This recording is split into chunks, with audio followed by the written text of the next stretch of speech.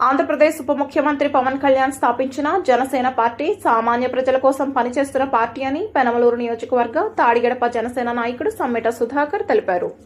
పార్టీని ప్రజలందరికీ మరింత చేరువ చేయాలనే ఉద్దేశంతో ఉద్యమి సభ్యత్వ కార్యక్రమాన్ని ప్రారంభించినట్లు చెప్పారు.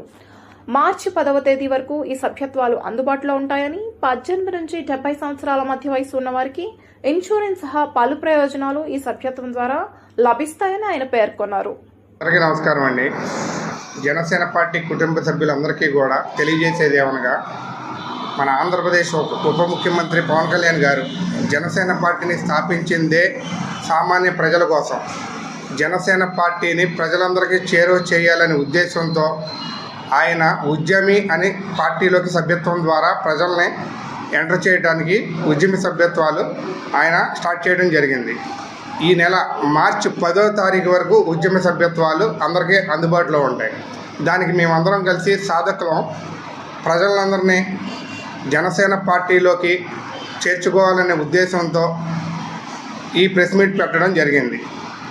దీని ద్వారా ప్రజలకి జనసేన పార్టీ యొక్క సిద్ధాంతాలు, జనసేన పార్టీ యొక్క భావజాలాలు పౌరులందరూ అన్నదమ్ముల్లా కలిసి మెలగాలనే ఉద్దేశంతోనే జనసేన పార్టీలోకి సభ్యత్వాల ద్వారా ప్రజలను తీసుకుంటున్నాము. ఈ సభ్యత్వం తీసుకోవడం వల్ల సామాన్య ప్రజలకి ఆర్థిక భరోసా కూడా కలుగుతుంది.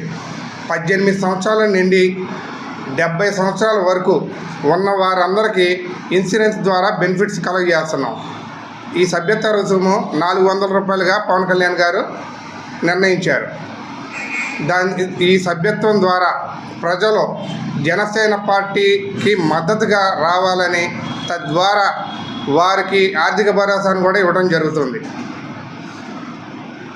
దాని గురించి తెలియజేస్తున్నామండి. ఓకే.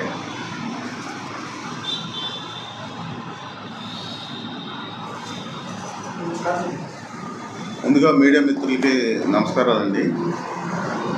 పవన్ కళ్యాణ్ గారు జనసేన పార్టీలో యువత ఎక్కువ ఉండడం వల్ల సభలకి వేరే కార్యక్రమాలకు వెళ్ళేటప్పుడు యాక్సిడెంట్లు జరగడం, కుటుంబానికి భరోసాగా ఉండడానికి క్రియాశీలక సభ్యత్వం అని చెప్పి పెట్టడం జరిగింది.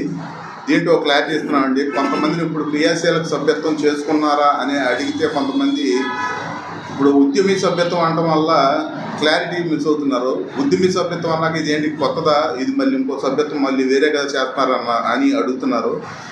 ఉద్యమి సభ్యత్వం అనేది క్రియాశీలక సభ్యత్వం అనేది రెండు ఒకటే. మీరు దానికి నామకరణం చేశారంతే, ఉద్యమి సభ్యత్వం అని చెప్పి. క్రియాశీలక సభ్యత్వం, ఉద్యమి సభ్యత్వం ఒకటే. తప్పకుండా అందరూ తీసుకొని